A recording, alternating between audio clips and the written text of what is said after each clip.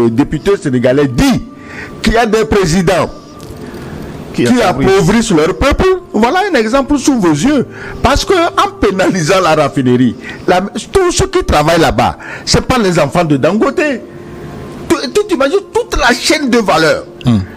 Jusqu'à la vente dans le pays, à l'extérieur du pays. Donc on voit l'exemple type d'un président qui est en train d'appauvrir sa population par vengeance personnelle. Par vengeance personnelle, parce qu'on ne lui a pas donné l'argent. C'est pas normal. L'ennemi numéro un de l'Africain est l'Africain lui-même. L'ennemi numéro un du développement de l'Afrique est l'Africain lui-même. Si tu ne sais pas ce qui se passe actuellement au Nigeria, tu as un grand monsieur, quelqu'un qui inspire beaucoup d'entrepreneurs, dont moi-même, Aliko Dangote, qui s'est en tout cas attaqué à l'un des gros problèmes de l'Afrique, l'un des gros problèmes qui empêche l'Afrique de se développer. Il a décidé tout simplement de s'attaquer au problème de matières premières. L'un des gros problèmes en Afrique, c'est tout simplement que la plupart des matières premières qui sont envoyées à l'étranger, et une fois que c'est envoyé à l'étranger, ils sont raffinés à l'étranger et puis renvoyés en Afrique et revendus beaucoup plus cher. Dangote a tout simplement décidé de s'attaquer à ces problèmes. Il a décidé de construire l'un des plus gros raffineries d'Afrique qui a coûté plus de 20 milliards, mon ami. Plus de 20 milliards. Donc, c'est un gros projet qu'il a entamé sur plusieurs années. Et c'est un projet qui allait apporter, en tout cas, qui va apporter beaucoup d'emplois dans son pays. Plus de 500 000 emplois. Tu t'imagines un peu la richesse que ce projet va créer dans son pays. C'est magnifique. Et c'est réellement comme ça qu'on change la vie des gens. C'est réellement comme ça qu'on change la vie des Africains.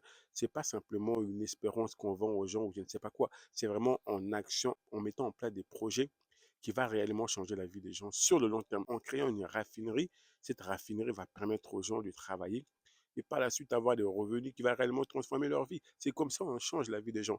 Malheureusement, comme je disais souvent, le premier ennemi numéro un de l'Africain est l'Africain lui-même. Dangote a fait face à des oppositions. Et c'est ce qu'on va voir dans la suite de cette vidéo. Si tu ne sais pas ce qu'est Dangote, c'est l'homme noir le plus riche d'Afrique. Il pèse plusieurs milliards d'euros. Il s'est fait connaître par le biais notamment de la vente du ciment. Aujourd'hui, il s'est développé, mais malheureusement, aujourd'hui, Dangote rencontre un gros problème dans son pays. Aujourd'hui, il a simplement décidé de construire l'un des plus grands raffineries d'Afrique pour pouvoir simplement raffiner le pétrole chez lui et le revendre au prix raisonnable. Mais malheureusement, le président du Nigeria a dit non. Aujourd'hui, la plupart des Africains ont des projets qui vont réellement permettre aux Africains de changer leur quotidien. Mais comme d'habitude, c'est souvent un Africain lui-même qui se pose à ce projet. L'idée de la raffinerie vient dans l'esprit d'Aliko Dangote dans les années 2010, où il observe justement la grosse dépendance du Nigeria vis-à-vis des importations pétrolières. Ce qui pour lui ne faisait aucun sens, car n'oublions pas que le Nigeria est aujourd'hui le premier producteur de pétrole en Afrique, avec plus de 1,3 million de barils par jour. La vision naît. Et pour lui, c'est très clair dans sa tête. Il se doit de tacler cette industrie. C'est ainsi qu'en 2013, il acquiert un terrain qui vaut 100 millions de dollars dans la région de Lekki qui est en plein Lagos. En 2016, les travaux sont lancés. Et ce n'est qu'en 2024 que sa vision est finalement concrétisée avec un investissement d'exactement 19,5 milliards où non seulement il a eu à mettre son argent, mais également à prendre des prêts. Parmi les personnes ou les entités justement vers qui il se tourne pour faire ces prêts-là, le NNPCL, anciennement connu sous le nom de NNPC, qui est une entité commerciale détenue par l'État. Et les ententes justement en 2021, en plein Covid, sont très simples.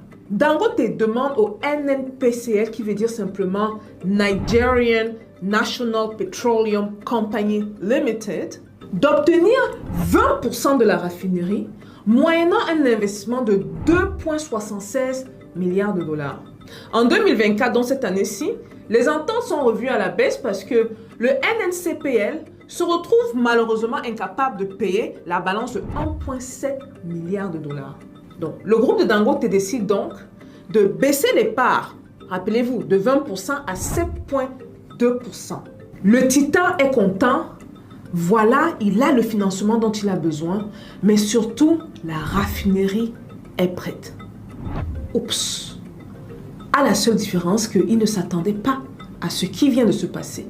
En effet, la raffinerie de Dangote, qui a pour justement capacité de raffiner l'équivalent de 650 000 barils par jour, se doit de trouver des entités qui puissent justement lui produire le pétrole brut. Parce que n'oublions pas, la raffinerie, c'est ça. On part d'une matière première, ok, et on transforme ça en une matière finie. C'est ainsi donc que, naturellement, il se tourne vers son soi-disant allié, le NNCPL, pour demander la quantité requise. Quelle était sa surprise quand, une fois que la demande était passée, on lui a clairement fait comprendre que ce ne sera pas possible de lui produire cette quantité. Et c'est là où les problèmes commencent. Je me suis toujours posé la question, pourquoi l'Afrique a tant du mal à se développer? Pourquoi l'Afrique, après les indépendances, est toujours au même niveau? Je me rappelle, j'ai quitté mon pays d'origine il y a 20 ans et quand je suis reparti, j'ai eu l'impression que rien n'a changé. Mais bien au contraire, c'est encore plus pire qu'avant. Pourquoi l'Afrique a tant du mal à avancer? Et la réponse, elle est très simple, mon ami. C'est le manque d'amour de son prochain. C'est le manque d'amour du pays. C'est ça qui empêche l'Afrique à réellement changer, à réellement se développer. Les gens sont prêts à tout pour leurs propres intérêts. Les gens sont prêts à tuer leurs prochains, leurs frères, pour leurs propres intérêts. Les gens sont prêts pour leur ego à sacrifier le pays, à sacrifier beaucoup de choses. C'est vraiment ça qui empêche beaucoup de pays d'Afrique d'évoluer et de se développer. J'ai toujours cru pendant longtemps que c'est la faute de l'Occident, c'est la faute des Occidentaux si l'Afrique va mal. Non, mon ami, le premier responsable, c'est l'Africain lui-même. C'est le manque d'amour qu'il a envers son prochain. C'est le manque d'amour qu'il a envers son pays. C'est le premier problème. Les gens préfèrent croire à une espérance qui n'existe pas au lieu réellement de s'attaquer aux vrais problèmes qui empêchent le développement. En ce moment, c'est les JO en France. Avant les JO, il y a eu ce qu'on appelle la dissolution. L'Assemblée nationale a été dissous. Bref, il y a eu pas mal de problèmes qui s'est passé en France récemment. Mais bizarrement, quand les JO ont commencé, mon ami, je n'ai pas entendu un seul membre de l'opposition parler parce que pendant les JO, il s'agit de la France. Il s'agit de l'intérêt de la France. Tout le monde s'est tué, tout le monde s'est mis au garde à vous pour l'intérêt de la France. Malgré les problèmes qu'il y a eu avant, le gouvernement même est démissionnaire. Hein, c'est-à-dire là, actuellement, on est gouverné par des ministres, par un gouvernement qui a démissionné.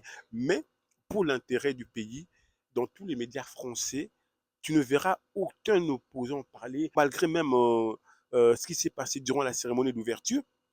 Les opposants n'ont pas parlé. Je n'ai vu aucune opposition, ni la gauche, ni la droite, ni Mélenchon critiquer, ni même parler.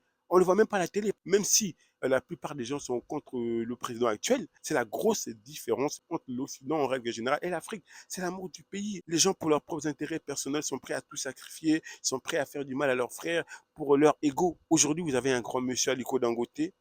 Malgré ces milliards qu'il a, il peut décider, voilà, comme la plupart des Africains, voir ses propres intérêts, parce que pour certains Africains, le monde s'arrête à leurs propres intérêts. Moi, ma famille. Non, le monde, c'est bien plus que ça. Après toi, quand tu quitteras la terre, le monde continuera à exister. Oui, je sais que beaucoup disent, oui, le Créateur revient bientôt. Mais oui, mais pour l'instant, il n'est pas encore là. C'est pas parce que le Créateur revient bientôt qu'il ne faut pas penser au lendemain. Le Créateur fasse grâce qu'il y ait beaucoup plus de gens qui ont cette mentalité d'Aliko Dangote, qui ont des intérêts qui dépassent leurs propres intérêts. Et c'est ce qui manque à l'Afrique aujourd'hui, des hommes comme ça. Et malheureusement, quand ces hommes surviennent, leur ennemi, c'est leur prochain, c'est leur frère. Il y a un régulateur au Nigeria qui est à l'origine des problèmes. Le régulateur dit que Dangote, il trouve des problèmes à Dangote. Oui, le pétrole de Dangote n'est pas de bonne qualité. Et Dangote a demandé donc qu'on vienne tester son fuel pour voir s'il est de mauvaise qualité. Dangote a dit qu'au contraire, son fuel est de meilleure qualité que tous les fuels qui rentrent dans le pays. En réalité, en se lançant dans ce secteur-là, Dangote s'est attaqué au business des proches du chef de l'État. Dangote fait une révélation fracassante. Il dit que parmi les gens qui travaillent dans l'organe de régulation, parmi eux, écoutez bien ce que Dangote dit, il y a des gens là-dedans qui ont créé une raffinerie à Malte. Et dont le business consiste à faire quoi? L'Africain, ils prennent le pétrole brut au Nigeria. Ils envoient ce pétrole-là, brut, où? À l'étranger, ou à Malte, pour le raffiner à Malte, dans leur propre raffinerie. Et ils renvoient maintenant le brut au Nigeria. Ils renvoient maintenant le pétrole raffiné au Nigeria. Vous voyez le mindset des gars? Méchant. Ils auraient pu investir pour construire cette raffinerie au Nigeria. Non. Parce que s'ils ont leur raffinerie au Nigeria, l'État du Nigeria peut voir cette raffinerie. On peut leur demander où ils ont pris l'argent pour pouvoir lancer cette raffinerie. On peut leur demander de payer des impôts au Nigeria pour cette raffinerie. Ils ne veulent pas payer les impôts dans leur pays. Ils vont donc investir pour acheter une raffinerie à Malte. Ils font sortir le pétrole du pays, l'envoient à Malte, le raffinent à Malte et le renvoient au Nigeria pour que les Nigérians payent donc le prix du pétrole cher. On est les champions en Afrique pour dire qu'on est pauvre à cause de la France. Est-ce que ça c'est la France? On est pauvre à cause des anciens colonisateurs. Est-ce que ça c'est l'ancien colonisateur? Ça ce sont les pays du franc CFA. Est-ce que le Nigeria c'est un pays du franc CFA? Est-ce que c'est un pays du franc CFA? C'est pour démontrer que le premier obstacle au développement dans nos pays, c'est d'abord l'Africain. C'est vraiment ça le gros problème aujourd'hui en Afrique. Quand il y a des gens qui veulent réellement apporter le changement, vous avez toujours des Africains eux-mêmes qui sont là à s'opposer à ces changements. Et c'est vraiment triste. Et c'est vraiment désolant de voir toutes ces choses-là. Malheureusement, aujourd'hui, en fait, comme je dis, la plupart des gens pensent que la vie s'arrête quand tu vas mourir. Mais non, mon ami, la vie continue. Le jour où tu partiras, la vie va continuer. La plupart des gens pensent que, voilà, il faut combattre tel projet, il faut faire ceci. Non, mon ami. Aujourd'hui, le Créateur a suscité des gens qui ont des intérêts qui dépassent même leurs propres intérêts. Voilà pourquoi, vous savez, moi je dis souvent, dans la vie, ce qui compte le plus, en fait, c'est le cœur. Vous savez, vous avez des gens qui vont beaucoup se concentrer sur l'extérieur, sur l'apparence. Mais l'intérieur, elle est pourrie. Et l'une des choses que j'ai appris dans la vie, c'est que le Créateur, appelle-le comme tu veux, en tout cas, lui, il regarde le cœur des gens, le cœur. Tu peux avoir une personne à l'extérieur, sa vie extérieure n'est pas arrangée, mais il a un bon cœur. Et c'est cette personne que Dieu utilise pour changer réellement la vie des gens. Peu importe ce que tu peux vouloir montrer, mais le cœur, c'est l'élément le plus important. Vous avez des gens, ils préfèrent donner tout ce qu'ils ont, l'argent, aux prêtres, à la paroisse, que de réellement aider leur village dans lequel ils sont nés. Ils préfèrent prendre l'argent, donner aux prêtres, à la paroisse, sur des principes, bref, qui me dépassent, au lieu de réellement aider la ville, le quartier dans lequel ils vivent. Quand on parle d'aider, c'est réellement mettre en place des actions qui vont apporter des solutions sur le long terme, comme Dangote. En faisant une raffinerie, ça va apporter du travail et ce travail va permettre aux gens d'être rémunérés et ça va réellement leur aider. C'est comme ça qu'on aide les gens. Mais malheureusement, aujourd'hui, que ce soit dans des familles, dans des villes, même dans des villages, quelqu'un qui va apporter un projet dans son village, c'est le chef du village qui va le combattre. Quelqu'un qui va apporter un projet dans la ville pour réellement changer la vie des citoyens, c'est soit disons, je ne sais pas, le responsable de la ville qui va le combattre. Quelqu'un qui va apporter des projets dans sa famille pour apporter quelque chose de nouveau, ça fait 10 ans, 15 ans, 20 ans, vous êtes au même endroit, même problème. Hein? Vous attendez le salut, je ne sais pas de quoi. Quelqu'un que le Créateur va établir pour pouvoir justement apporter le changement, c'est ces mêmes personnes, les membres de cette famille qui vont le combattre. Parce que tout simplement, ils ont peur que cette personne aille plus loin que eux, ils ont pour leurs propres intérêts, ils ont peur que cette personne le dépasse. Bref, les jalousies, toutes ces choses-là. Mon ami, le plus important dans la vie, c'est d'avancer, c'est d'avoir la paix. Tu n'es pas obligé d'être le meilleur, d'être le premier, non. Tu peux être celui qui va justement aider celui qui a été choisi par le Créateur pour atteindre l'objectif. C'est souvent les personnes pour leurs propres intérêts, pour des questions d'ego, pour des jalousies, que ils vont combattre leur prochain. On a souvent cette mentalité de crabe en Afrique. Dès qu'il y en a un qui veut essayer de sortir du lot, dès qu'il y en a un qui va apporter de la nouveauté, toutes les autres vont le combattre. C'est le gros problème qu'on rencontre souvent. Mais je crois sincèrement que quand le Créateur suscite une personne avec un projet qui dépasse ses propres intérêts, comme Aliko Dangote, comme Martin Luther King, comme Nelson Mandela, le Créateur leur donne la force, l'énergie nécessaire pour pouvoir atteindre ce projet. C'est important aujourd'hui de soutenir des gens qui ont des projets qui transforment réellement la vie des gens, d'être derrière eux.